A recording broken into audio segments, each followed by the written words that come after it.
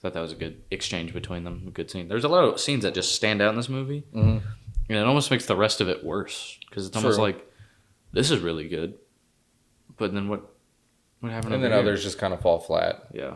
Mm-hmm. I did like the scene where they're part of the NWA committee and Mildred is there, and then some guy just starts talking, and then she's like, "Who are you?" And then Jim Cornette's character, the commissioner, says, "That's Vince McMahon," and so that's Vince McMahon Sr. And I like how they incorporated Vince McMahon Jr.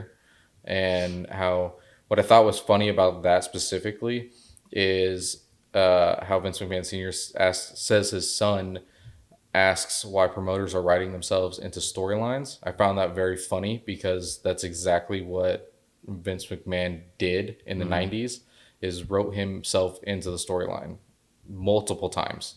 So they thought that, especially with like Steve Austin during the Attitude Era, I thought that was super funny.